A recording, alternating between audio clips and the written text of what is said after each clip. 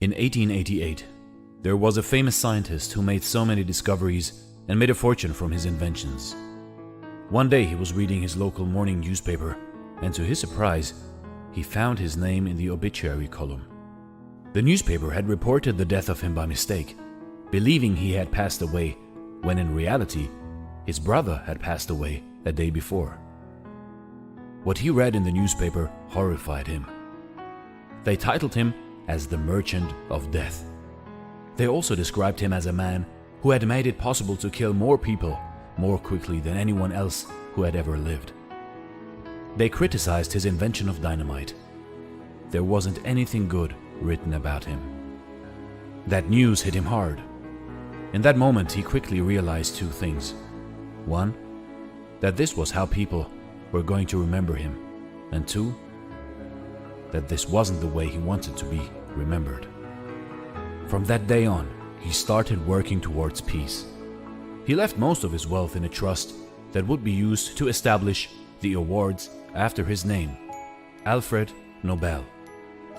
And that is how the Nobel Prize was created, as an award for people who make outstanding achievements to mankind in subjects that always interested Alfred Nobel: physics, chemistry, medicine, literature, and peace. Today, everyone is familiar with the Nobel Prize. While relatively few people know how Alfred Nobel made his fortune, it was through the invention of dynamite. And nobody knew that a simple newspaper incident changed his life. Alfred Nobel had an opportunity granted to him that very few people have: to read his obituary while alive. Thinking about how one's obituary is going to read can motivate us to rethink and reflect on our life and how we are currently spending our life. The one thing that we can learn from this story is that the good we do lives after us. For most of us, this is the most important thing that we ever leave behind.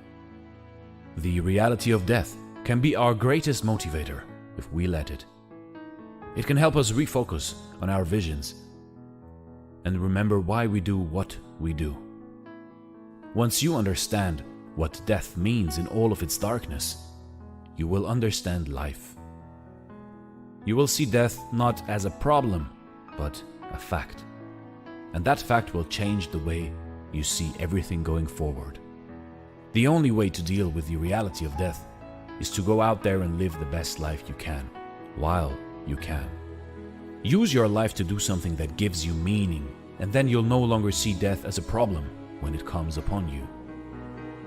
There is a famous saying: life is a book of 3 pages.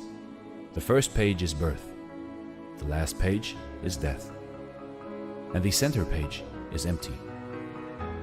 It is up to you how beautiful you make that page to read. Thanks for watching, and stay blessed.